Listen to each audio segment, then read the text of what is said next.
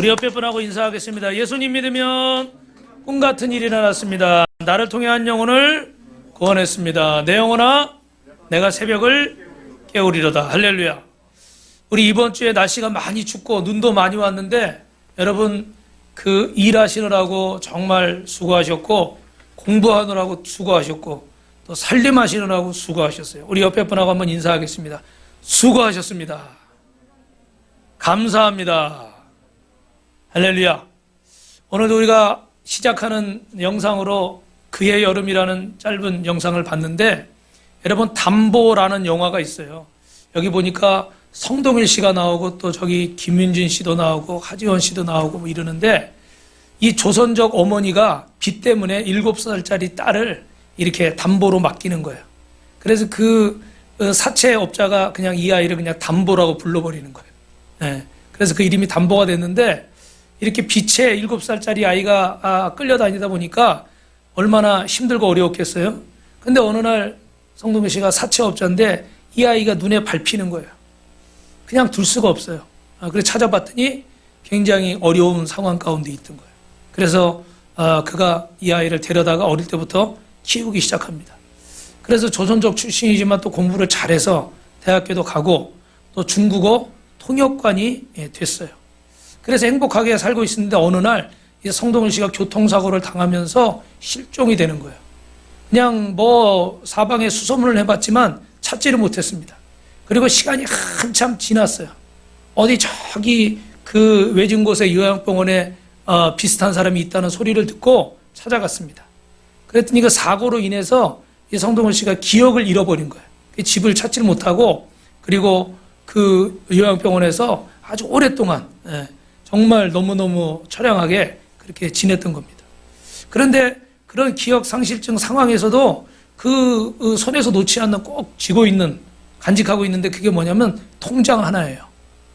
그래서 하지원 씨가 성동일 씨를 찾아서 그 손에 있는 통장을 펴보니까 담보 용돈, 담보 생일 선물비, 담보 생활비, 담보 대학 등록금, 담보 유학비, 담보 결혼자금. 돈이 생길 때마다 이 아이를 위해서 이렇게 통장을 만들어 놓고 적금을 들었던 거죠. 이게 영화의 내용이에요. 여러분 오늘 우리는 확실한 담보물이라는 제목으로 말씀을 드리려고 하는데 이 시간에 하나님의 음성을 듣고자 갈망하는 자마다 하나님께서 만나 주실 줄로 믿습니다. 오늘 그 하나님의 사랑으로 저는 이 영화를 잠깐 보면서 야 부모가 뭐 교육 자금도 들어놓고 뭐 이렇게 하는 부모님들도 계세요. 그죠? 근데 정말 내 자식이 아닌데도 이게 정말 생각할 수 없을 만큼 더 많이 그 사랑을 부어주는 것을 봤는데 오늘 여러분 하나님께서 신령과 진정으로 예배하는 자에게 하나님의 이런 은혜를 베풀어 주실 줄로 믿습니다. 할렐루야. 옆 사람하고 한 번 더 인사합니다. 은혜 많이 받으세요. 그런데 여러분 우리가 이렇게 예배를 드리려면 하나님의 음성을 들어야 되는데 하나님의 음성을 듣지 못하도록 예배를 드리지 못하도록 사단이 자꾸 어떻게 돼요? 방해를 하는 거예요. 왜요? 예배를 드리면 우리가 하나님과 가까워지고 사단과 멀어지고 사단을 멀리하고 떠나게 되니까 사단은 저와 여러분이 어떤 이유를 대서라도 예배를 못 오게 하는 거예요. 저는 이번 주에 날씨를 챙겨보면서 그 기사 중에 이런 내용이 있더라고요. 이번 주말 너무 추워요. 집콕이 최고예요. 여러분도 보셨죠? 그죠? 그걸 보면서 제가 가슴이 살짝 철렁했어. 왜냐하면 이것도 영적으로 들리더라고. 다 교회 가지 말고 집에서 바닥에 따뜻한 데 배를 깔고 누워 있어라. 이런 느낌으로 받을까봐 우리 성도들이 오늘 이렇게 또 못 오신 분도 계시지만 하나님 앞에 이렇게 나오셔서 감사드립니다. 할렐루야. 여러분 어떻게 해서든지 사단은 여러분이 예배하지 못하게 하는 거예요. 왜요? 예배 드리면서 하나님 말씀 듣고 내 마음에 답답했던 것들이 해결되고 병든 사람이 고침받고 문제가 해결되고 소원이 이루어지고 3번이 넘으면 아멘이 빨리 나와야 된다. 그죠? 문제가 해결되고 하나님의 음성을 듣고 병든 자가 고침받고 손 들고 아멘한 김승희 집사님만 그렇게 되면 서운하죠. 우리 시연자매도 들었어요? 그런 역사가 여러분 있을 줄로 믿습니다. 이 말씀이 하나님의 말씀이기 때문에 제가 여러분에게 아멘 하시라고 그러는 거예요. 여러분 어떻게 해서든지 사단은 우리의 예배를 방해하는데 이 순간에도 다른 생각이 들게 하는 거예요. 저도 설교하고 있으면서 설교만 집중해야 되는데 좀 전에도 교동문 읽다가 제가 순간 실수했잖아요. 그죠? 건너뛰어버렸잖아요. 순간 딴 생각을 하는 거예요. 누구는 왜 아직도 안 오지? 왜 안 보이지? 이런 생각. 생각을 자꾸 여러분도 아마 뺏기시는 생각이 있을 거예요. 여러분, 그럴 때 우리 사람은 45초마다 한 번씩 딴 생각을 하게 돼 있대요, 의학적으로. 그러니까 다른 생각이 들어오는 거는 자연스러운 일이기도 해요.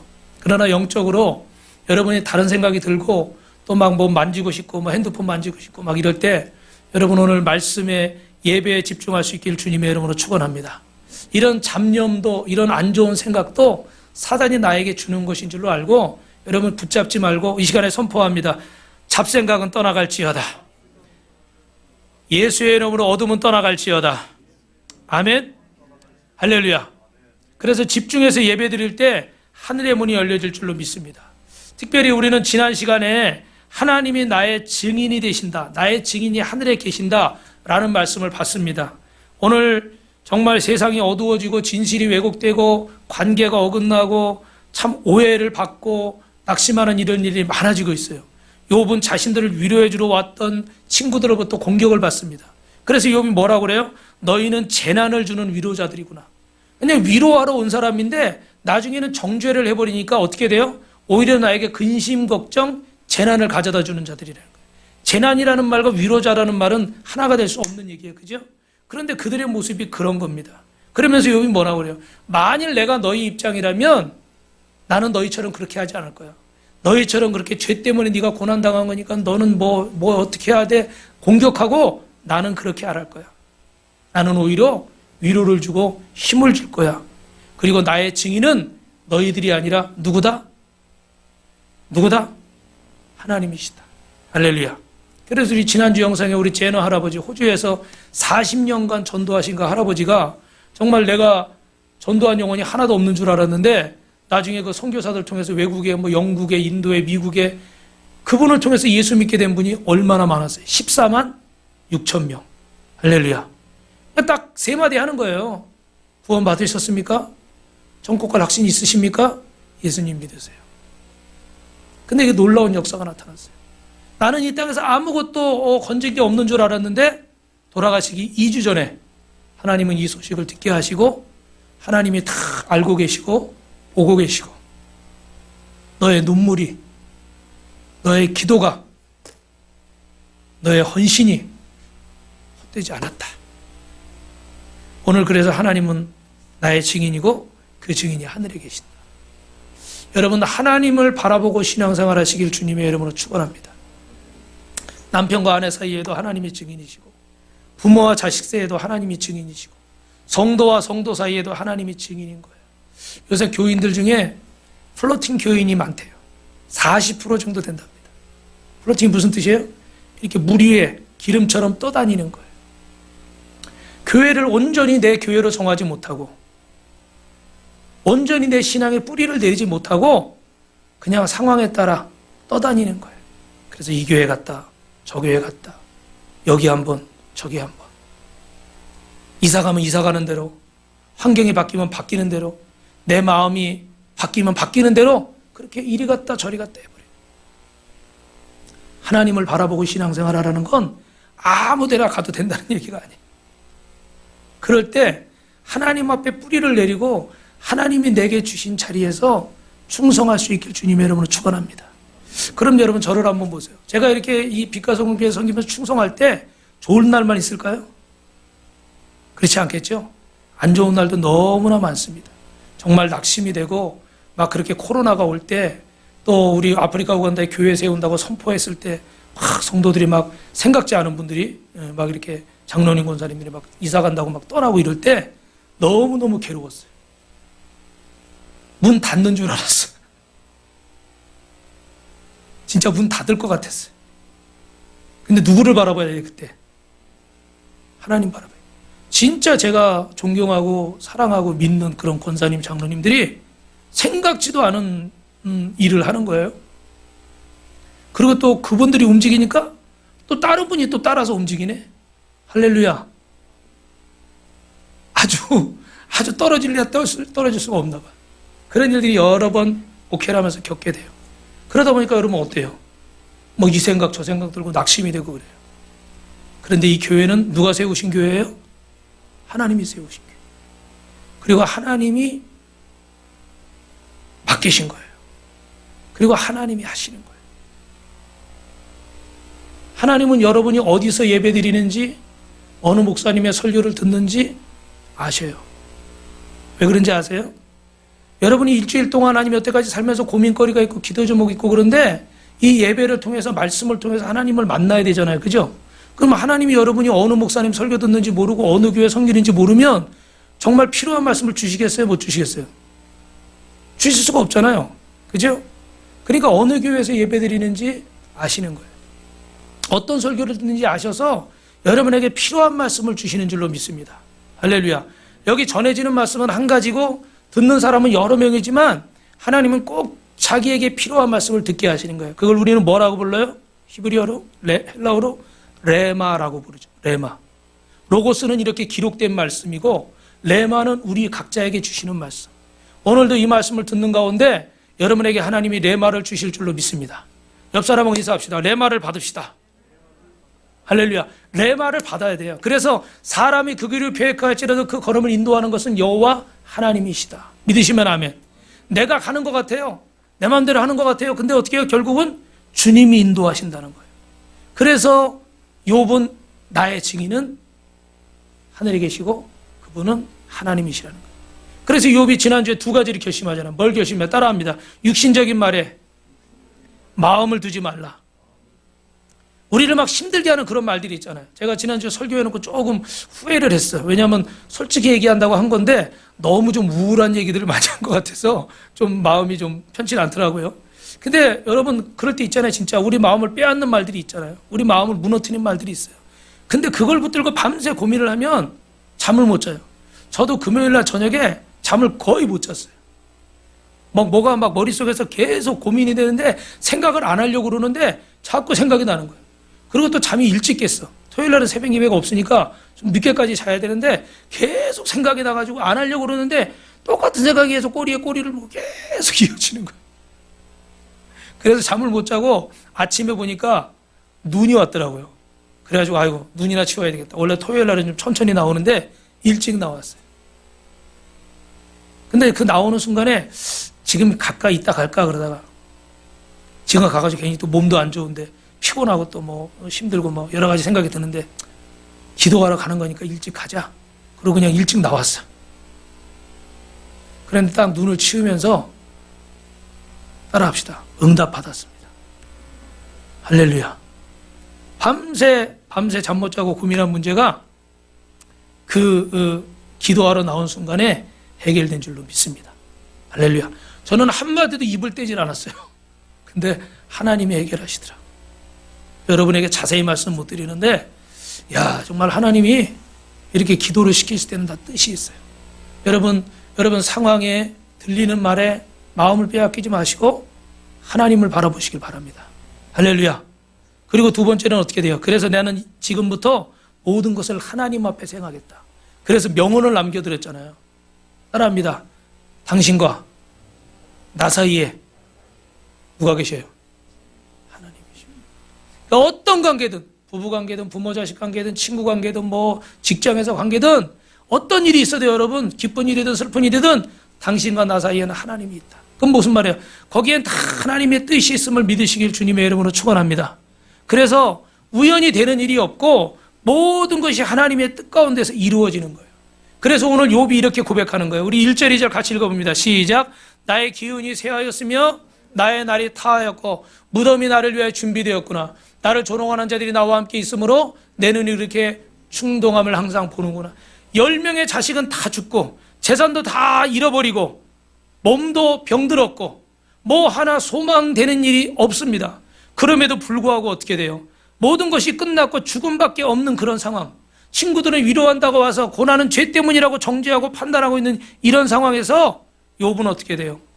하나님 앞에 울부짖으며 기도하는 거예요. 그러면서 욥을 집요하게 이 친구들이 괴롭히는데 왜 그렇게 괴롭힐까? 5절에 보니까 뭐라고 돼 있어요? 5절 읽어볼까요? 시작.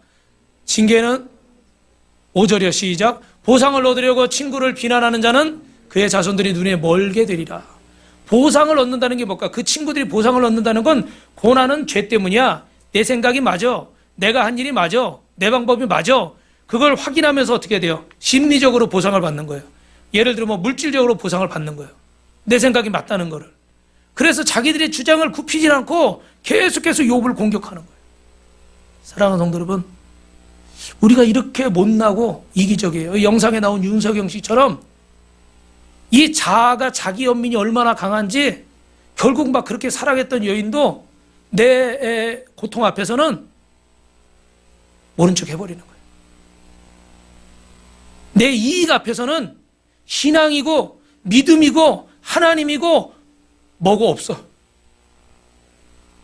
그래서 여러분 좀 죄송한 말씀인데 교회에서 목사님하고 장로님이 싸우면 예수님도 못 말린대요. 법원에 가서 판사가 판결 내려야 끝난대. 너무 그런 일이 많죠 요즘. 오죽하면 그런 말이 나왔겠어요, 그죠? 우리는 막 그냥 머리 뜯고 싸우다가도 예수님 말씀하시면 어떻게 돼요? 바로 차렷해야 되잖아요, 그죠? 근데 예수님도 소용이 없어요. 왜요? 내 자존심 앞에, 내 이득 앞에, 내가 옳다고 생각하는 그건 앞에 하나님도 없고 예수님도 없는 거예요. 여러분, 그게 신앙입니까? 가짜죠. 껍데기뿐이었던 거예요. 그래서 성도가 되고 집사가 되고 장로가 되고 권사가 되고 전도사가 되고 목사가 됐어도 껍데기뿐인 거예요. 껍데기. 그러니까 결정적인 순간에 주의 말씀은 들리질 않는 거예요. 내 이득, 내 생각, 내 자존심, 이게 먼저인 거예요. 욥의 친구들처럼 이런 공격을 하고 있는데 욥은 여기에 동의하지 않습니다. 성경은 고난을요 여러 가지로 얘기하고 있어요. 죄 때문에 당하는 고난도 있지만 하나님의 특별히 뜻이 있는 그 소경은 누구의 죄 때문이래요? 조상죄도 아니고 아버지 죄도 아니고 자기 죄도 아니고 하나님이 영광을 받으시기 위함이다. 할렐루야. 그래서 하나님의 영광, 또 이 고난을 통해서 우리를 어떻게 하실까요? 제가 여러분 목회자로서 이렇게 받는 고난은 어떤 고난일까요? 영적으로 성장시키기 위해서. 할렐루야. 아버지가 아프고 동생이 아프고 결혼할 사람이 아프고 자식이 아프고 다 중환자실에 실려가서 사내 중내 평생 병신이네. 의사가 그렇게 말하더라고. 평생 병신이네. 이런 말들을 막 하는 거예요. 이런 말들을 들을 때 마음이 막 무너지는 거예요. 그때는 카드도 안 될 텐데 일주일에 한 번씩 병원비가 몇백만 원씩 나오는 거예요. 이게 한 달이 가니까 그냥 1,000만 원, 2,000만 원이 되더라고. 그럼 뭐 돈이 어디 있어요? 뭐 이런 상황 속에서 할 수 있는 게 뭐가 있어요? 근데 이 고난이 어떤 고난이에요? 하나님이 나를 영적으로 성장시키는 거예요. 할렐루야. 해결됐을까요? 안 됐을까요? 또 대답을 못해. 여기 있으면 해결됐겠죠. 할렐루야. 옆 사람하고 인사합시다. 예수님 믿으면 꿈 같은 일이 일어납니다. 할렐루야. 여러분 해결이 돼요. 하나님이 하시더라고요. 그래서 제가 자주 말씀드렸잖아요. 그죠? 여기 오산 침례교회 가서 지금 부교육자로 부목사로 목회를 잘하고 있어요. 결혼도 하고 아이도 낳고. 하나님이 살아계셔서 역사하시는데 히브리서 11장 8절에 보니까 징계는 다 받는 것이거늘 너희에게 없으면 사생자의 친아들이 아니다 그랬어요. 여러분 예수님은 이런 징계와 고통을 당하는 것 같았습니다. 그러나 결국은 그 십자가를 통해서 하나님은 저와 여러분을 구원하고 인류를 구원하는 위대한 일을 행하신 줄로 믿습니다. 오늘 욥도 그렇습니다. 6절에 보니까 같이 읽어봅니다. 시작. 하나님이 나를 백성의 속담거리가 되게 하시니 그들이 내 얼굴에 침을 뱉는구나. 사람들의 입에 오르내리는 거예요. 근데 좋은 말로 오르내리는 게 아니라 흉보는 거예요. 아 어떻게 됐대 어떻게 됐대 어떻게 됐대. 그냥 가십거리가 되어버린 거예요. 얼마나 창피해요. 얼마나 자존심이 상해요. 숨고 싶고 도망가고 싶고 심하면 죽어버리고 싶은 거예요. 그런데 오늘 믿음의 사람 욥의 태도를 보십시오. 이 모든 것들을 내가 친구들에게 무시를 당하고 사람들의 가십거리가 됐지만 조롱거리가 됐지만 나는 이것을 누가 주시는 것으로 수용하겠다? 아멘. 하나님이 나에게 주시는 것으로 받겠다. 여러분 오늘 이 음성을 하나님의 음성으로 들으시기를 주님의 이름으로 축원합니다. 할렐루야. 장집사님, 거기 문에 성경 말씀이 쓰여 있잖아요. 큰 소리로 한번 읽어보세요. 다 들리게.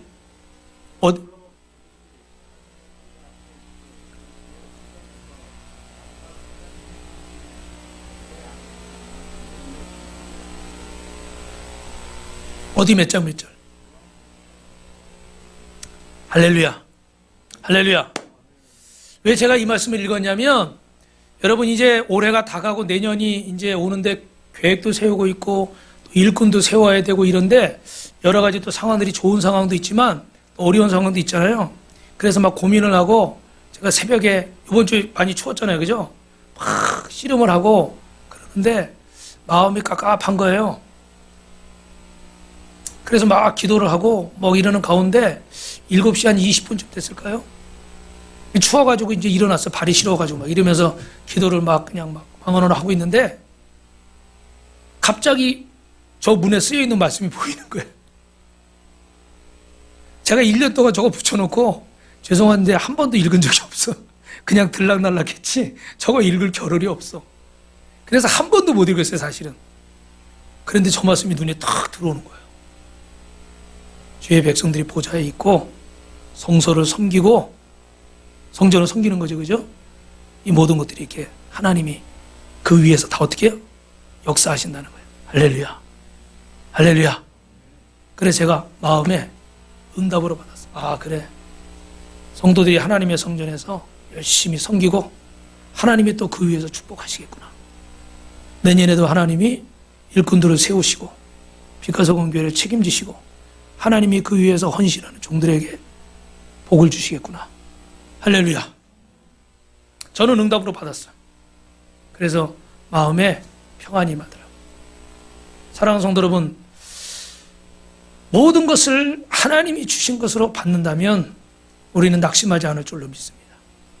제가 자주 말씀드렸던 사무엘상 16장에 다윗이 아들 압살롬이 반역을 하고 아버지를 죽이고 예루살렘에서 왕이 되겠다고 쳐들어올 때 다윗이 같이 맞서 싸울 수가 없잖아요, 자식하고.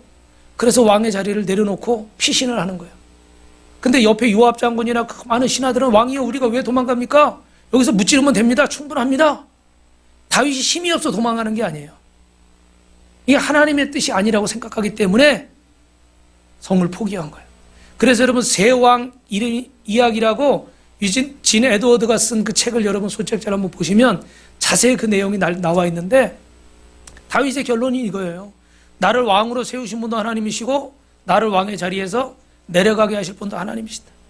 내가 하나님의 뜻을 쫓아 이 예루살렘 성을 포기하더라도 하나님의 뜻이면 나는 다시 왕의 자리에 서게 될 것이고 만약에 뜻이 아니라면 나는 이 자리를 내려놓겠다. 할렐루야.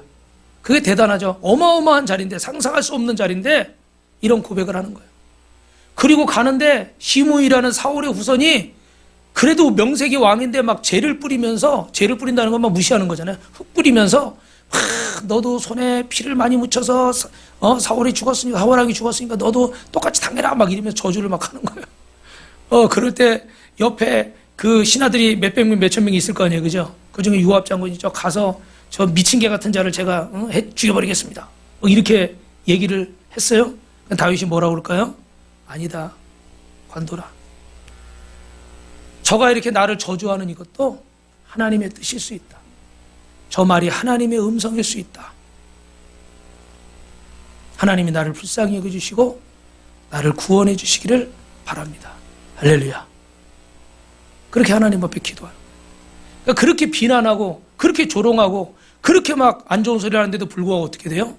하나님이 음성으로 듣는 거예요. 사랑하는 성도 여러분, 우리가 인생을 살다가 무시를 당할 때도 있고 욕을 먹을 때도 있고 정말 다윗과 같이 욥과 같이 정말 여러분 너무너무 견디기 힘든 순간들이 있을 수 있습니다. 아마 이번 주에도 그런 일이 있었는지 모르겠어요. 근데 그럴 때 여러분 우리가 똑같이 그 소리를 지르고 분노하고 그러면 여러분 누가 다칠까요? 상대방이 다치는 게 아니라 누가 다쳐요? 내가 다치는 거예요. 내 마음이 상하고 내 몸이 병들어요.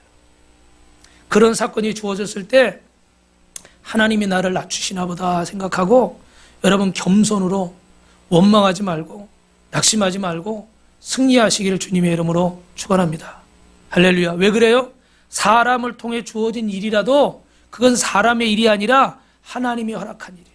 그래서 아까 말씀드린 것처럼 사람이 그 걸음을 계획할지라도 그 길을 인도하는 건 누구시라고요? 하나님이신 거예요. 내가 하는 것 같지만 내가 하는 게 아니라 하나님이 그 안에 함께 하시는 줄로 믿습니다. 이것이 믿음의 사람의 태도고 성숙한 성도인 거예요. 믿으시면 아멘. 그래서 우리는 욥처럼 기도해야 되는데 욥은 어떻게 기도하는가 따라합시다. 하나님께 담보를 구합니다. 우리 오늘 본문 욥기 17장 3절 말씀 같이 읽어봅니다. 시작. 청하건대 나에게 담보물을 주소서 나의 손을 잡아둘 자가 누구리이까. 할렐루야. 여러분 담보라는 게 뭐예요? 뭘 보증해 주는 물건, 보증, 워런티 이렇게 어떤 것에 대해서 확증하는 그런 물건인데 돈 대신 잡히는 물건인 거예요. 뭐 담보물, 손에 잡다 이런 말은 법적인 용어이기도 한데 예를 들면 법정에서 이 사람은 죄가 없습니다. 이 사람을 위해서 제가 제 집을 담보로 맡기겠습니다. 제 재산을 전부 걸겠습니다. 내 생명을 걸겠습니다. 이렇게 할 수 있는 거. 그래서 이거 담보는 그냥 뭐 아주 가벼운 것이 아니라 자기의 모든 것을 내어놓고 그 사람을 위해 변호할 때 이런 담보물을 잡히는 거예요. 그래서 굉장히 중요한 거예요. 그런데 오늘 3절에 어떻게 해요? 후반절에 보니까 나로 더불어 손을 칠 자가 누구 있냐? 욥이 내 손을 잡아줄 자가 누가 있냐는 거예요. 사랑하는 성도 여러분, 이런 위기 상황 앞에서 여러분의 절체절명의 어떤 어려움 앞에서 여러분의 손을 잡아줄 자, 여러분을 위해 자신의 모든 것을 걸고 담보물이 되어줄 수 있는 분이 계십니까? 어떤 분이 불신자가 꿈을 꿨는데 자기가 꿈속에서 지옥으로 이렇게 떨어지더래요. 끝도 없이 떨어지는데 그 순간에 한 가지 간절히 바라는 게 있다면 꿈속에서 누가 내 이름을 좀 불러줬으면, 누가 내 손을 좀 붙잡아줬으면. 근데 아무도 이름을 불러줄 자가 없고 그 손을 붙잡아줄 자가 없어요. 그런데 여러분, 예수님께서 높고 높은 보좌를 버리시고 낮고 낮은 이 땅에 저와 여러분을 손을 붙잡아 주시고 우리의 이름을 불러주시기 위해서 하늘의 보좌를 버리시고 십자가에 오셔서 우리를 위해서 물과 피를 다 쏟으시고 죽으신 줄로 믿습니다. 그분이 여러분의 이름을 불러주시고 그분이 여러분의 손을 붙잡아서 오늘 이 자리에 온 줄로 믿습니다. 할렐루야. 우리 허혜정 양이 오늘 이렇게 몇 개월 만에 교회에 왔는데 주님이 불러주신 줄 믿습니다. 우리 혜정이는 분당에 사는데 다솜이 친구인데 우리가 기도했잖아요. 그죠? 합격을 했어요. 합격. 박수 한번 해주세요. 합격. 근데 또 부모님이 안 믿으시니까 그래서 이렇게 오늘 이렇게 교회를 왔는데 여러분이 중보기도 해주시기 바랍니다. 그 가족도 다 예수 믿을 수 있도록. 여러분 누가 허혜정의 이름을 불러줄까요? 주님이 불러주시는 거예요. 내가 전철 타고 내가 차 타고 온 것 같지만 주님이 그 손을 잡아서 이끌어 주신 거예요. 그래서 우리는 오늘 내 뜻대로 내 생각대로 내 마음대로 온 것이 아니라 주님이 인도해 주신 줄로 믿습니다. 할렐루야. 소은아, 엄마 손 잡고 온 것 같지만 주님이 인도해 주신 거야. 아멘. 우리 소은이는 우리 김필립 선생님 내년에 미국 가면 드럼을 치려고 해서 연습을 열심히 하고 있어요. 일취월장해야 될 줄 믿습니다. 여러분, 주님이 우리를 이끌어 주시는데 주님이 우리의 담보가 되시는 거예요. 그래서 욥이 지금 하나님께서 욥의 친구들에게 너희 말이 틀렸다, 욥이 옳다 막 이렇게 말해주고 싶은데 그 정도는 아니에요. 다만 욥이 바라주는 것은 뭐냐면 당장은 아니라도 언젠가는 지금 내가 당하는 이 고난이 죄 때문이 아니라 내 잘못 때문이 아니라 하나님의 뜻이었다는 거, 내가 죄인이 아니라는 거, 하나님의 깊은 섭리가 있었다는 거, 그거 하나님 꼭 알게 해주십시오. 주님이 나에게 그걸 보장해 주신다면 나는 억울하지 않습니다. 할렐루야. 이런 고백이에요. 그래서 오늘 본문 17장 9절에는 그러므로 의인은 그 길을 꾸준히 가고 그랬어요. 그래서 지금 당장은 나를 변호해 주지 않고 지금 당장은 이 문제가 해결되지 않았지만 주님 그래도 내가 포기하지 않겠습니다. 왜요? 주님이 나의 담보가 되어주셔서 결국은 언젠가는 주님이 정하신 때, 내가 정할 때 내가 정한 곳에서 내가 정한 방법이 아니라 주님이 정하신 때 주님이 정하신 곳에서 주님의 방법으로 분명히 응답해 주실 것이기 때문에 의인은 그 길을 꾸준히 가고, 할렐루야, 포기하지 않고 끝까지 가는 거예요. 사랑하는 성도 여러분, 포기하지 않고 끝까지 가시길 주님의 이름으로 축원합니다. 옆 사람하고 이렇게 인사합니다. 끝까지 사명을 감당합시다. 끝까지 승리합시다. 그래서 여러분, 우리의 담보가 누가 되는 거예요? 두 번째로 담보물은 십자가의 예수님이십니다. 할렐루야. 그래서 오늘 우리 여러분 설교 노트에 두 번째로 적으실 것은 주보에 예수님이 우리의 담보가 되시는 거예요. 그래서 10절 말씀 읽어봅니다. 시작. 너희는 다 다시 올지니라 내가 너희 중에서 지혜자를 찾을 수가 없느니라. 너희들이 아무리 나를 정죄하고 비난해도 나는 눈은 깜짝 안 한다. 너희들이 집에 갔다가 더 배워가지고 다시 오라. 얼마든지 내가 상대해 주겠다. 욥이 얼마나 이렇게 담대해졌어요. 왜요? 하나님이 욥의 마음에 담보물이 되신 거예요. 여러분, 사람이 기도하다가 주님의 음성을 듣거나 응답을 받으면 이렇게 담대해지는 거예요. 저도 좀 전에 기도하다가 하나님의 말씀을 탁 받고 나니까 마음이 담대해진 거예요. 할렐루야. 여러분도 하나님의 음성을 듣고 주님을 만나면 담대해질 줄로 믿습니다. 그래서 이제는 확신이 있는 거예요. 이제는 두렵지가 않은 거예요. 상황이 변해서, 환경이 변해서, 내 주머니에 뭐 돈이 많아져서, 뭐 내가 갑자기 암병 걸렸다 갑자기 암이 없어져서 그래서 담대한 게 아니라 주님을 만나면 담대해질 줄로 믿습니다. 할렐루야. 왜요? 주님이 내 증인이 되시니까. 주님이 나의 모든 것을 책임지시기 때문인 줄로 믿으시면 아멘 하시기 바랍니다. 그래서 여러분, 사람들은 고난 앞에서 막 낙심하는 거예요. 고난 앞에서 좌절하는 거예요. 원망하고 불평하는 거예요. 왜 그렇습니까? 십자가의 예수님이 나의 담보라는 사실을 잃어버리기 때문에 그래요. 우리 주님이 우리의 모든 죄와 허물을 담당하시고 십자가에서 죽으신 줄로 믿습니다. 할렐루야. 할렐루야. 여러분, 하나님 앞에 기도하며 수고했던 모든 것들에 확신이 있다면 그 사람은 딴 생각하지 않아요. 그 사람은 시험에 들질 않아요. 왜요? 주님의 십자가가 나의 담보물이기 때문에.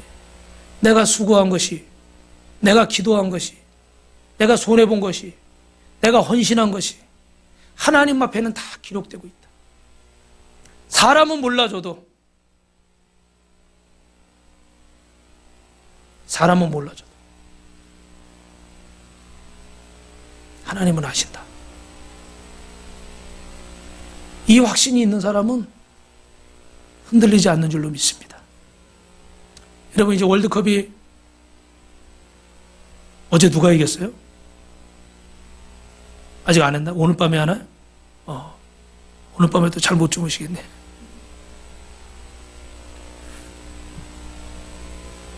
우리 월드컵에 우리 손흥민 선수 참 열심히 잘했잖아요. 그죠? 마스크 쓰고.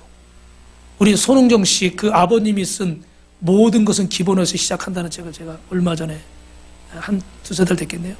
읽었는데 여러분도 뭐 많이 아실 거예요. 근데 그냥 제가 시간이 없으니까 짧게 말씀드리면 참 이분 참 대단한 분이에요. 그 이렇게 교회에서 처음 뭐 하면서 공을 차게 됐는데 그러다 이제 선수까지 되고 중학생 때 이렇게 해서 하는데 고등학교를 가는데 다른 고등학교에서 그때는 코치하고 선수들을 한꺼번에 이렇게 데려가고 스카우트해가고 막 이랬나 봐요. 그랬는데 그 약속을 어기고 코치는 빼버리고 학생들만 데려가게 된 거예요. 이분이 그 의리를 지키느라고 또 거기를 안 가버렸어. 그리고 중학교 졸업하고 고등학교 진학해야 되잖아요. 근데 안 가버렸어. 그래서 어떻게 해서 다른 학교를 나중에 가게 돼가지고 또 공을 차게 됐는데 또 대학교 갈 때도 뭐가 그때도 또 스카우트하고 이러는데 뭐가 친구들을 빼고 또 자기만 또 잘하고 막 이러니까 어떤 애들을 빼고 막 가니까 같이 세트로 가야 되는데 세트로 안 간다고 또 거길 또 안 가버린 거야. 그래가지고 군대 갔는데 공 찬다고 상무 뭐 이런 데서 또 공을 차다가 성남 1화로 또 스카우트가 되고 뭐 아주 일이 많아요. 근데 결국은 이렇게 아킬레스건이 다치면서 28살에 은퇴를 하게 됐는데 참 고집도 세신 분이야. 이게 잘 길어서 다 얘기는 못하지만 참 대단하신 분이야. 그래서 뭐 헬스 트레이너 아니면 뭐 막노동 그 초등학교 뭐 그 중학교 방과후 있잖아요. 방과후면 체육 선생님 뭐 안 해본 게 없어. 그러면서 생계를 이어가는데 근데도 이분이 대단한 건 뭐냐면 막노동을 나가는데도 자기 체력 관리해야 된다고 시간이 없으니까 새벽 3시 반에 일어나서 운동하고 그리고 막노동을 나가요. 저는 이해가 안 되더라고. 아니 막노동도 힘들어 죽겠는데 뭘 또 운동까지 하고 나가. 하루 종일 나가서 이거 저 찔통이라고 그러는데 이거 진흙이 이거 자체가 막노동인데 뭘 또 운동까지 해. 참 고집도 세고 뭐 한 분은 그 18살에 손흥민 선수 갔을 때는 그 전까지는 슈팅을 안 시켰대요. 근육이나 뼈가 만들어지는 시기라 무리한 걸 시키면 안 된대. 18살에 함부르크 가면서 이제 슈팅도 하고 막 이러는데 거기 뭐 그때는 이렇게 뜨지 않았잖아요, 그죠? 그러니까 숙소 구할 그런 돈이 없어가지고 제일 그 허름한 데서 이렇게 방에서 난방도 안 되는 데 지내고, 밖에서는 그 들어가지를 못하니까 손흥민 선수 연습하는 거를 계속 아침 9시인가요? 뭐 그때부터 끝날 때까지 하루 종일 서서 지켜본대. 왜 지켜보냐면 오늘 연습에 뭐가 되나 뭐가 안 되나를 보고 끝나고서 안 된 거 연습시키려고. 어마어마하신 분이야. 저는. 근데 이분이 이렇게 어려운 시절들을 보내면서 또 이렇게 아들도 성공하고 또 본인도 이렇게 뭐 아니라고 그러지만 이렇게 또 많이 사람들에게 칭찬을 받고 그러잖아요. 그래서 이분이 모든 것은 기본으로 시작된다고 책에 보면 그런 얘기가 나와요. 그 자기처럼 하면 실패하기 때문에 내 자식은 다른 선수들은 나처럼 하면 안 된다. 그래서 뭐 자기에게 연습을 시킨다고 하는데, 이 손정호 감독님이 이런 얘기를 합니다. 겸손하십시오. 내게 주어진 모든 것은 다 내 것이 아닙니다. 세상에 감사하는 자의 것입니다. 삶을 멀리 보십시오. 욕심을 버리고 마음을 비우십시오. 할렐루야. 할렐루야. 이분이 여기서 신앙 얘기는 하지 않았지만 참 중요한 신앙의 원리들이 나와 있죠. 그죠? 원래 내 것은 없어요. 모든 것이 하나님의 은혜인 줄로 믿습니다. 세상은 누구의 것입니까? 감사하는 자의 것인 거예요. 원망하고 불평하고 낙심하고 핑계대는 자의 것이 아니에요. 감사하는 자의 것인 줄로 믿습니다. 그리고 그 욥처럼 이 순간만 보는 것이 아니라 어떻게 돼요? 지금이 아니라도 좋습니다. 주님, 언젠가는 주님이 정하신 때에 주님이 정하신 방법으로 나에게 내 담보가 되시고 내 보증인이 되시고 내 증인이 되어 주실 줄로 믿습니다. 할렐루야. 그래서 삶을 멀리 보십시오. 욕심을 버리고 마음을 비우십시오. 하나님이 여러분의 담보가 되시고 증인이 되시는 줄로 믿습니다. 그럼 마지막으로 확실한 담보가 우리에게 주님이 주신 담보가 3가지가 있어요. 첫 번째 담보물은 여러분 따라합니다. 성경입니다. 짧게 말씀드리면 마태복음 24장 35절에 천지는 없어질지언정 내 말은 없어지지 아니하리라. 여러분, 이렇게 영원하신 하나님의 말씀을 우리에게 담보로 주신 줄로 믿습니다. 그러므로 너희가 죽도록 충성하라. 내가 생명의 멸류관을 너희에게 주리라. 할렐루야. 이 말씀을 믿고 끝까지 주님 앞에 순종하고 충성하는 자는 반드시 하나님께서 역사하시고 책임져 주실 줄로 믿습니다. 믿으시면 아멘 하시기 바랍니다. 두 손 들고 아멘 하시기 바랍니다. 두 번째 우리에게 주신 담보는 성령님이에요. 성령님이 우리 가운데 역사하셔서 우리에게 말씀을 들을 때 확신을 주시고, 성령님이 우리를 인도하시고 우리 마음이 탄식할 때 그것을 기도로 바꾸셔서 하나님 앞에 보좌에 상달되게 하시고, 오늘 저와 여러분을 끝까지 책임지시고 보혜사가 되셔서 우리 옆에서 인도해 주실 줄로 믿습니다. 할렐루야. 할렐루야. 주님이 끝까지 동행해 주시고, 마지막 3번째로 따라합니다. 우리의 담보는 예수 그리스도입니다. 큰 소리로 시작. 예수 그리스도입니다. 히브리서 7장 22절에 이와 같이 예수는 더 좋은 언약의 보증이 되셨느니라 그랬어요. 여기서 보증이라는 것은 바로 담보물이라는 거예요. 더 좋은 언약의 보장이 바로 예수 그리스도십니다. 예수님이 우리의 최고의 보증인 거예요. 예수님보다 더 확실하고 예수님보다 더 분명한 건 없습니다. 예수님보다 영원한 것은 없습니다. 그러므로 여러분, 세상에 사람을 의지하지 말고 물질을 의지하지 말고 내 자신의 경험과 지식과 판단과 지혜를 의지하지 말고 하나님을 의지하시기를 주님의 이름으로 축원합니다. 여러분, 아직도 예수 믿으면서 나는 예수님 못 만났는데, 하나님 못 만났는데 믿어지지 않아요. 이런 사람도 있어요. 예수 믿는다고 해도 오늘 밤에 천국 갈 거 확신합니까? 아니요. 또 어떤 사람은 그래, 내 손으로 직접 만지고 느낄 수 있는 확실한 어떤 걸 줘야 내가 믿겠습니다. 또 이런 사람도 있어요. 그런데 여러분, 제가 이번 주에 지능의 역설이라는 책을 봤어요. 가라지와 사토시라는 분이 쓴 책인데, 여러분도 한번 꼭 읽어보세요. 여기 보면은 지능이 높은 사람의 어떤 함정에 대해서 여러 가지를 얘기하고 있어요. 제가 시간이 없으니까 다 얘기는 못하지만, 사람의 지능 중에 사바나 지능, 일반 지능이 있대요. 사바나 지능은 이제 원초적인 지능이에요. 일반 지능이 있어요. 이 원초적인 지능은 뭐냐면, 예를 들어 우리가 어떤 물건을 하나 이렇게 마트나 어디 가서 뭐 홈쇼핑 하든지 뭐 인터넷으로 사려고 그러면 우리는 어떻게 돼요? 요새 그냥 삽니까? 엊그제도 우리 뭐 이렇게 교회 오늘 여러분 맛있는 게 준비되어 있어요. 맛있는 게. 엄청 우리 사모님이 이번에 큰 맘 먹고, 오늘 성탄절도 아닌데 아주 엄청난 걸 주문을 했어요. 근데 거기서 보니까 우리 필립 씨가 또 그거 보고 가격도 막 확인해. 쿠팡은 얼마인가? 여기는 얼마인가? 여러분, 자기가 똑똑하다고 생각하는 사람일수록 많이 생각하는 거예요. 많이 비교하는 거예요. 근데 사실은 그런 것들은 대부분 큰 차이가 날 수도 있겠지만 대부분 어때요? 비슷해요. 그죠? 그런데 내 자신이 똑똑하다 생각하기 때문에 계속 검색하는 거예요. 계속 알아보는 거예요. 근데 그런 시간이 참으로 아깝고 무의미하게 지나가는 시간이라는 거예요. 본인이 똑똑하다고 생각하는 사람일수록 생각이 많아서 시간을 더 많이 허비한다는 거예요. 하나님이 주신 이 IQ는 그런 데 사용하는 것이 아니라 IQ가 높은 사람일수록 새로운 걸 빨리빨리 습득하고, 그죠? 빨리빨리 대처할 수 있는 거예요. 근데 우리는 똑똑해질수록 잘날수록 어떻게 돼요? 더 새로운 것에 정말 하나님 기뻐하는 영적인 일에 우리를 사용하는 게 아니라 저부터도 그랬잖아요. 밤새 생각을 안 하려고 그래도 자꾸 생각이 나는 거예요. 그래서 머리가 좋은 사람일수록 IQ가 높은 사람일수록 우울증이 더 많다는 거예요. 수면의 질도 훨씬 낮대요. 뭐 예를 들면 이제 머리가 좋은 여성일수록 아이도 잘 안 낳으려고 그래요. 그거는 이제 현실적인 자기 그 경력 단절 때문에 아이 낳으면 경력이 단절되니까 그런 것도 있지만 또 머리가 좋은 남자는 아이 낳는 거에 또 불만은 없어요.